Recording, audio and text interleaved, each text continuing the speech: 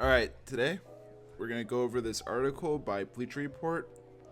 It's NBA trade block big board with top 10 potential targets, Zach Buckley, by Zach Buckley, and it was released yesterday. Let's go. Domantas Sabonis, yes. The Kings should look forward to moving Domantas Sabonis. I think the time of him coming to the end, and they should blow up that core of Zach LaVine, DeMar DeRozan, and Domantas Sabonis. It's a failed experiment, and the Kings are back to where they've always been, missing the playoffs and just being bad at basketball. I liked how they gave Russell Westbrook a chance. He played great this year, the best as he could at his age. But other than that, it's time to move on for Sabonis. They traded for him. They gave away Tyrese Halliburton, who we all saw what he did last year in the playoffs and what he's been doing the past 3 years with the Pacers. And I think the ship has sailed, and it's time to move on for Domantas Sabonis. Let's read what he has to say. After unintentionally entering and then nearly winning this season's tank race, you'd think the Kings would be eager for an overhaul. Truth be told, they sort of tried to make that happen already, and yet, according to NBA insider Mark Stein, it is not seen as a certainty that Sabonis would be shopped this summer. Why not? They should ship him off. I don't know what the return for him would be, but they have to ship him off. While he can stuff a staff sheet like a junk drawer, he hasn't proved he can carry a club to anything greater than the play-in tournament. Maybe if a roster was tailored perfectly to complement his strengths and mask his weaknesses, he could deliver more substantial success. But Zach cannot give him that amount of help. Yeah, I don't think his game really translates to winning. You saw that playoff game a couple years ago against Draymond, when Draymond was just beefing him up. And I think one time he stepped on Sabonis' sternum, and it was just a series because Draymond was just feasting off Sabonis. Next one, Ryan Rollins, Milwaukee Bucks. Rollins had a decent year. At the start of the year, he was playing outstanding. But let's see what they say. In a vacuum, Rollins appears like one of the least likely trade candidates around. But I think the Bucks should just blow everything up. You already had Doc Rivers stepping down, or quote unquote getting fired, but he stepped down to save himself the safe face. But they should blow up that team. That the Miles Turner experiment failed tremendously because he's without Tyrese Halliburton improving his play, and Giannis Antetokounmpo was involved in trade rumors and fighting injuries all year long. I think it's time for just to blow that team up. Start over. The Giannis era is most likely coming to an end, and we'll probably see his name later in this article. But let's continue reading this.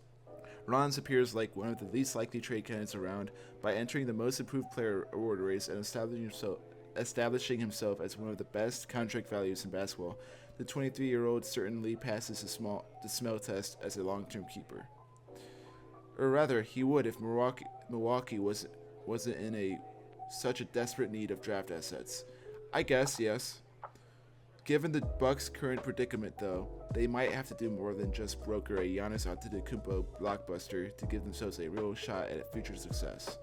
Cashing in on Rollins' breakout, as painful as it would be, might be best for the organization's long-term outlook.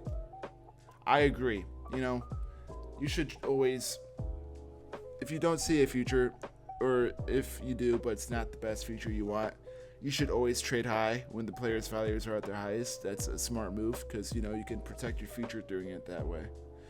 It might stink trading away someone like Rollins, but it's something you have to do for long-term success for your franchise. Even with his lack of a track record, he only became a rotation regular last season. His established ability and obvious upside should generate a wealth of interest on the trade market. He's a 23-year-old two-way contributor who fits both on and off the ball. He could have gobs of suitors, even if some good stats on a bad team. Skepticism is probably warranted. I agree, yes.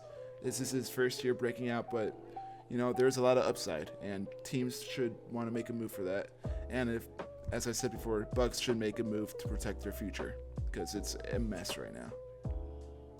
Yes, Michael Porter Jr., Brooklyn Nets. We don't know if this season was just because he's on a terrible team, or is that his actual play? Before, Michael Porter Jr. has suffered injuries, back injuries dating all the way back to college at Missouri, but he's still a good player. But Brooklyn should ship him out to get some picks because it's a very, very young team that has not a lot of success at all. Trading away Porter might get you some assets, might get you more veterans, besides just one veteran being Michael Porter Jr. Let's read what it says. Porter lived a fish out of water existence over his first season in Brooklyn as a highly productive veteran on a youth-driven team that tracked its success in the loss column and the lottery odds attached to it, a tanking team. That should make him a rather clear-cut trade candidate through Brooklyn's intentions to compete sooner than later. Make that less than guaranteed. Will Brooklyn compete sooner than later? I don't know. Their draft last year, they had five first-round picks, and I don't know if Igor Dinim has a future, I guess, but I don't know. The Nets are kind of like a second grader with below-average reading exile. They ain't going nowhere. Win now shoppers in search of shooting and supporting scoring. Win now shoppers in search of shooting and support scoring will still make some calls. The Nets most certainly need to hear them out, since his volume increase was a statistical outlier. Yep, because he was on a bad team. That's what I was talking about. He just blew up this year because the Brooklyn Nets had really no one to score besides him. And the 2026-27 season is the final year left in his contract. He's probably overpaid for a support role, $41 million next year, but he could still be awesome in that setup. He's an efficient scoring threat. I mean, he was great on the Denver Nuggets, and he was a great piece that finals championship run. But I don't see if he's more of a second, third option rather than a first option. This year as a first option on a terrible team, yes, he excelled, but is that going to last? That's the real question around Michael Porter Jr. I would like him to be traded to a team like the Pacers, but who would the Pacers give up, Pacers need a lot of wings, need a wing help, but if they get like someone like Adrian DeBonce out of the draft, that might be out of the question. That's a team I would like to see Michael Porter Jr. on. It's the Pacers, but I don't know if the Pacers will make that move because, as this article said, it was a statistical outlier. Jarrett Allen, Cleveland Cavaliers. I don't know. I like Jarrett Allen on the Cavs. He was all right on the Nets, but he's really good on the Cavs, and he's one of the main pieces of that core. Let's see what this article has to say. Who's the writer of this article? Let's see what Buckley has to say about Jarrett Allen. The Cavaliers have tons riding on this playoff run because they're in win now mode. Because that move for James Harden and giving up a young guy like Darius Garland obviously made them look win now. They did take a step back from last year's 1 seed, but they could still make some moves in the playoffs, make some noise in the playoffs.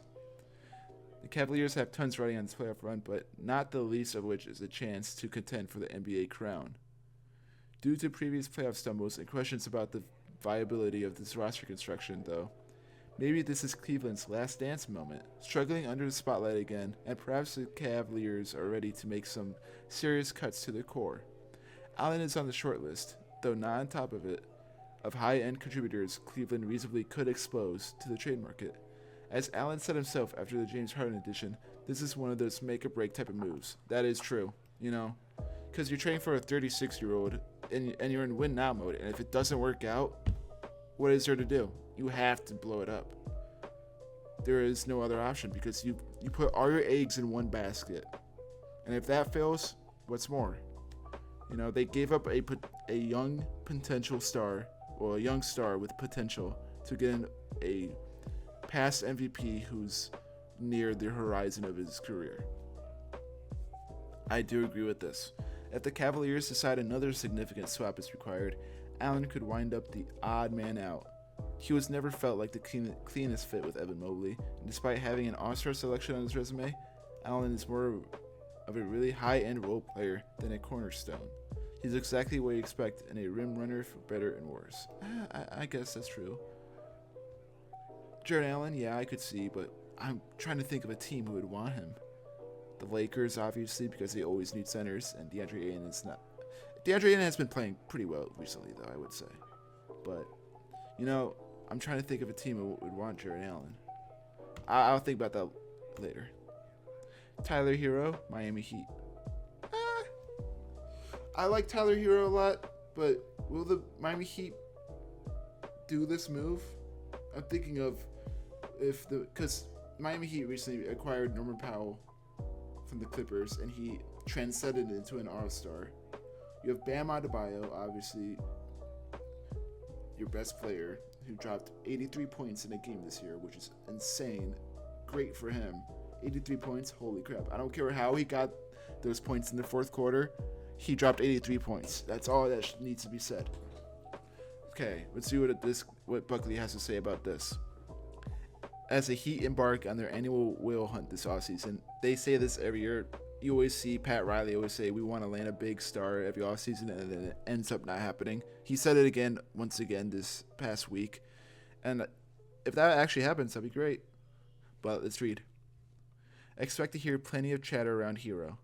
With Miami logging an exhausting amount of miles on the treadmill of mediocrity, they have been in the play-in for the past, 4 years? 5 years? It must be enamored with the idea of a direction change and terrified of the status quo that could come from extending Hero's stay in South Beach. Hero seems almost certain to figure prominently in any star pursuits. He was already dangled in front of the Milwaukee Bucks in hopes of prying Giannis Antetokounmpo away. Yes, he could be a mainstay. He could be the main piece in the Giannis trade, because there is a lot of talks about Giannis to the Heat, Giannis to the Warriors, Giannis to so-and-so. But in order to get Giannis, you probably have to give up Hero and some first-round picks.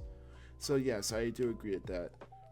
He would be a mainstay in any trades for a star player, because he's expendable by any means. He's more expendable than Bam. Bam is a mainstay in the cornerstone of that team. The Heat had been willing to hear offers from Hero dating back to before the trade deadline for clutch points. Ryan Siegel? Is that one actor, Siegel, or is it Siegel? I don't know. Hero isn't a great first option or an average defender, but he is a great shot maker who can create looks for himself and his teammates.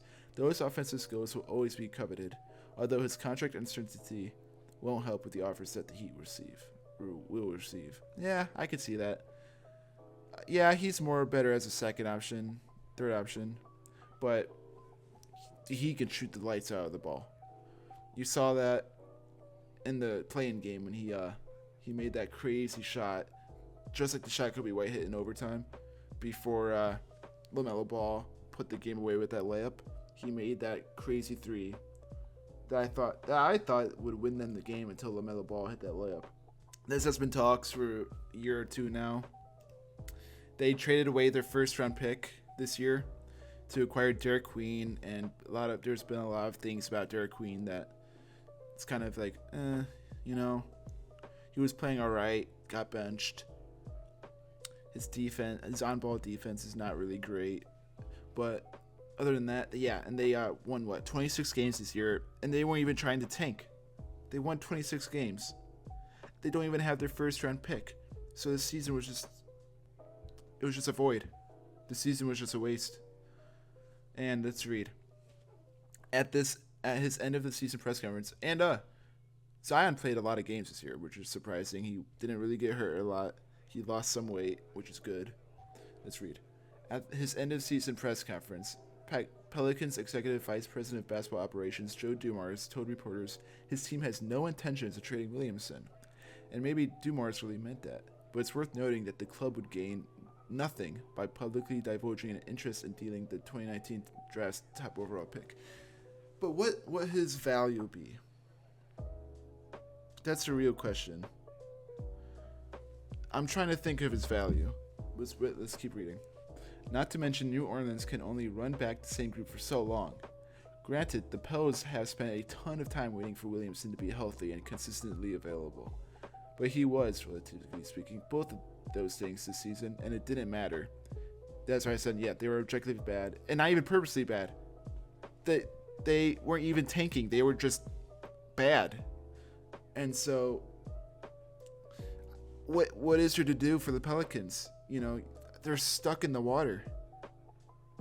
They're a fish with no fins just dangling for life in the water. They have no first-round pick. because they traded away from the Hawks. So what is there to do? They have to get rid of Williamson. They have to start over. Trade Williamson for some assets. Trade DeJounte Murray for some assets. Trade probably Herb Jones, Trey Murphy. You just got to start over. This might be the perfect offseason then for the Post, just to wash your hands of the situation and move on. Williamson's trade value isn't peaking or anything, but it shouldn't be totally tanked either. When he's healthy, he's still locked for 20 plus points on a roughly 60% shooting. How many other players can claim that? That is true. That is true. He is very efficient when he's healthy. I think, yeah. He's kind of like a Giannis. Giannis averaged, 3 straight years of 30 points, 60% field goal percentage? He averaged 1.1 points off 30 points this year. So there's not a lot of players that are that efficient. He remains one of the league's most dynamic finishers. He's flashed some real playmaking prowess when given the opportunity. He could still be the right coaster for someone, yes. But I think that time in New Orleans has come to an end. Because that team's future is very bleak. You just have to trade Williamson. You have to trade your core. I don't think there's a way to move on from that other than that. Paolo Banchero. I've never realized how you could say it. I think it's Banchero.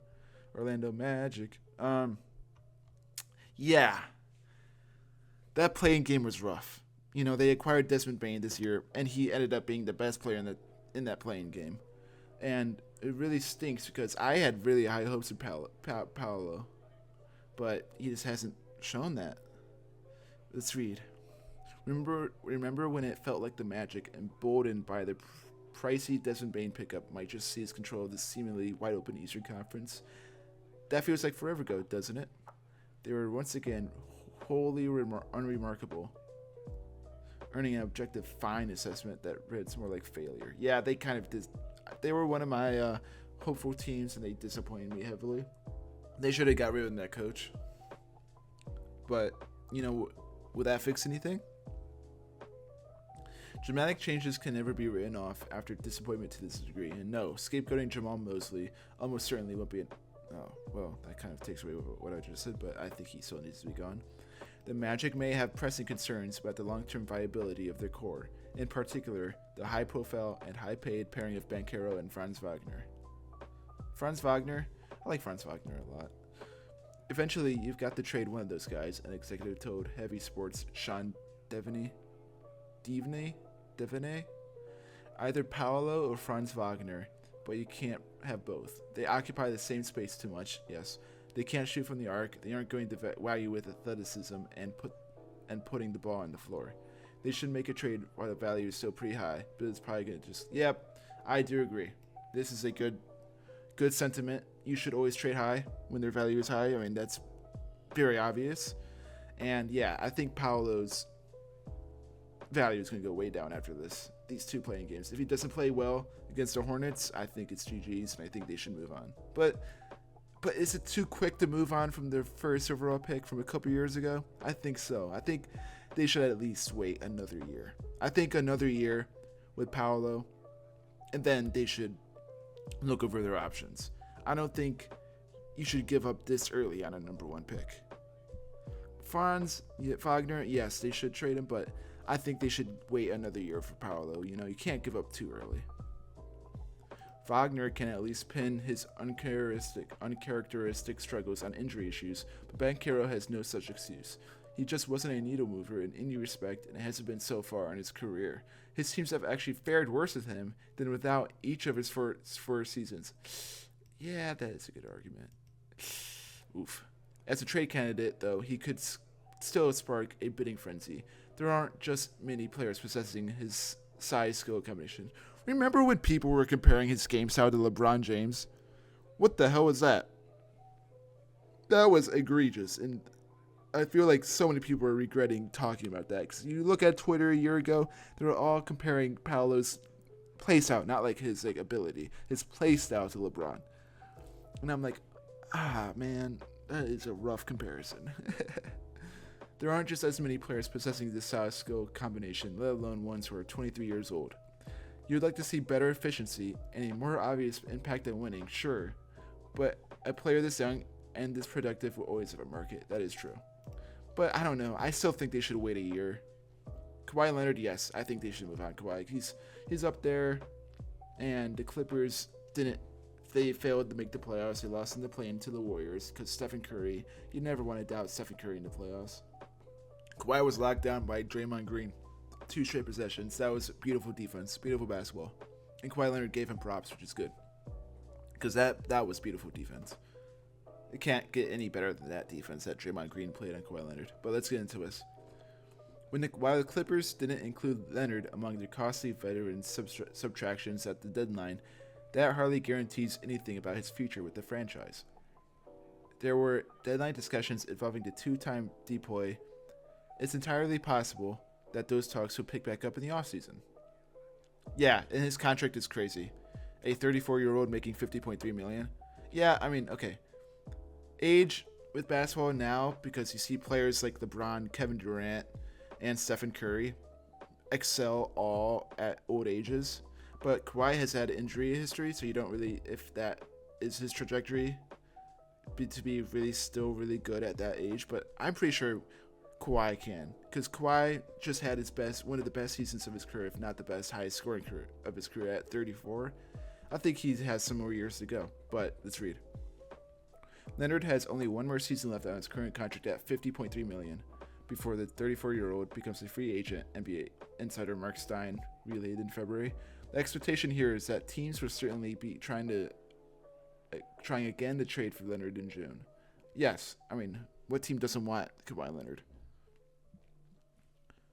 Leonard's contract uncertainty and constant availability concerns could both be held against him, but win-now shoppers seeking immediate impact would give him serious consideration.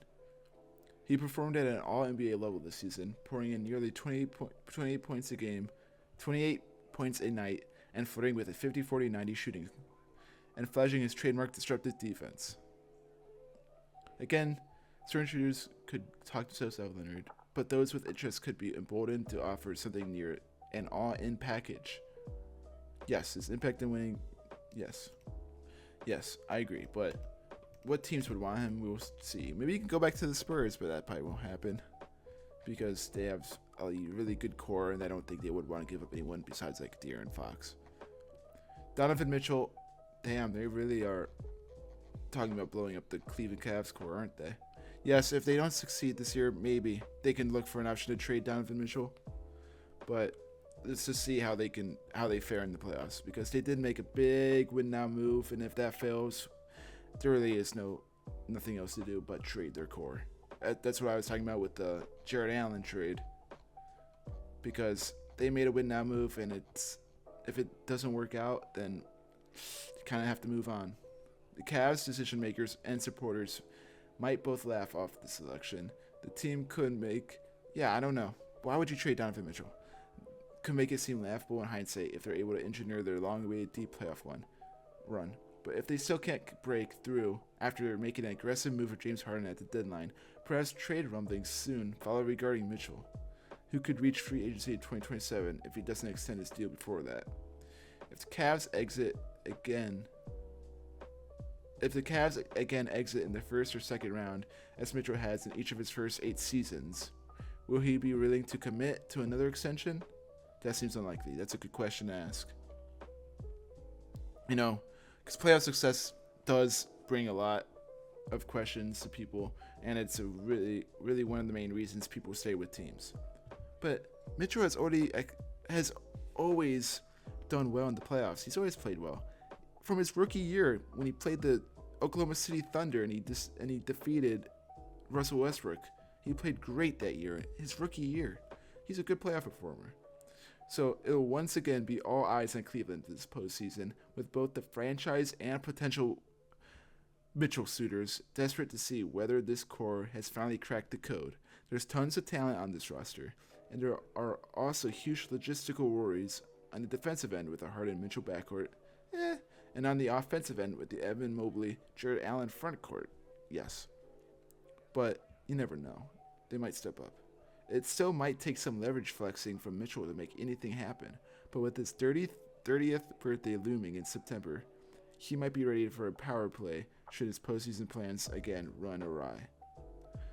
If he does force his way to the market, expect the trade bidding to be ferocious. Yes, I mean, who wouldn't want Donovan Mitchell? As offensive-driven as this league has become, few players are more potent than Mitchell. I do agree. He is explosive, and he's one of my favorite players to watch this year. To watch in general, not just this year. And I'm gonna take a big fat guess, and number 1 is Giannis Antetokounmpo from the Milwaukee Bucks. Oh, look at that! Obviously, yeah, they need to move on from Giannis. They need to blow up that core. The Bucks, they were treacherous this year. They paid Miles Turner $100 million just to be a failure.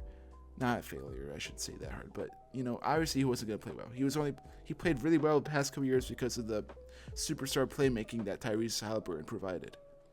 But then all these antics of him closing the book, trashing his former team that had bought him so much, and then he went out and played as one of the worst centers in basketball. That was crazy. The relationship between Antetokounmpo and the Bucks has seemingly soured past the point of savaging. Yes, there was reports that he wanted to play off his calf injury, and then the Bucks gave a different account that's saying that they didn't want him to play. It's like they were back and forth. I think it's over. I think it's time to move on. He's already bought the city a championship. He's bought them 2 MVPs. I think it's time to move on from Giannis Antetokounmpo. Yes, that's what I was saying. I think this is what broke the camel's back. This decision right here. That's probably what broke the camel's back. Yeah, I think it's time to trade away Giannis Antetokounmpo. And let's bring it around in a circle for a trade that involves Tyler Hero to the Heat. If Giannis goes to the Heat, I would like to see that. Or I would like to see Giannis on the Warriors with Steph, to give Steph a start as he heads off to the horizon in a couple of years. So, yeah, that's a pretty good article. I do agree with some of these. I don't think I really agree with the Paolo Banchero one, because I think they should give him another year. Other than that, pretty good, pretty well. But also Donovan Mitchell, I don't know. If he doesn't want to sign an extension, yes, trade him. But yeah, other than that, pretty good article. Zach Buckley, shout out to Zach Buckley. If you guys know him, follow him on Twitter. And very good article.